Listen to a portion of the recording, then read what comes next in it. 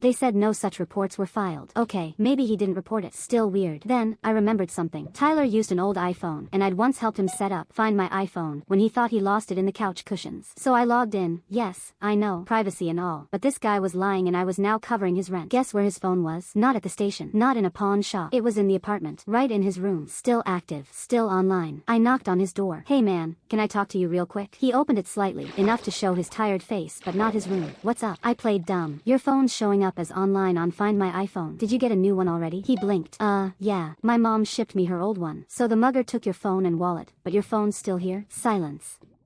Then he said, oh, yeah, I guess the mugger dropped it. I found it in my backpack this morning. Lucky, right? I stared at him. Can I see the phone? What? Why? Just curious. Want to make sure it's not tracking the wrong device. He closed the door slightly more. I'm kinda busy, man. I nodded. Cool. I'll give the landlord your number since he's asking about rent. His eyes darted. Wait, no, don't. I'll sort it out. That night, I messaged a mutual friend, a guy who'd gone to school with Tyler. Turns out, Tyler had a reputation for forgetting to pay people back and ghosting roommates after lease agreements. This wasn't the first time. I was furious. But instead of confronting him, I decided to play the long game. The next morning, I told Tyler I was leaving for the weekend to visit family. He nodded, barely looking up from his laptop. I didn't leave. I waited. Around 7 p.m., I heard the door open. I peeked out my room and saw Tyler leaving, wearing a hoodie, bag slung over his shoulder. 10 minutes later, I snuck into his room. And there it was. His stolen phone charging on his desk. His wallet on the dresser. A Starbucks apron folded neatly on a chair. I took pictures of everything. Then I emailed the landlord. The next day, I got a response from him. Apparently, Tyler hadn't paid his share of utilities for 3 months, and this was the second complaint he'd gotten from a roommate about financial dishonesty. The landlord sent him a formal notice. Pay your half in 7 days or vacate the property. Tyler came home that night like nothing had happened. When I told him about the notice, he acted shocked. This is so messed up. Man, you could have talked to me. I didn't even flinch. I did. For 2 weeks straight. You lied to my face. Enjoy the countdown. He moved out 5 days later. No apology. No explanation. Just left his key on the counter and blocked me on everything. I later found out through a friend that he tried pulling the same scam at a different apartment and got kicked out again within a month. As for me, I got a new roommate.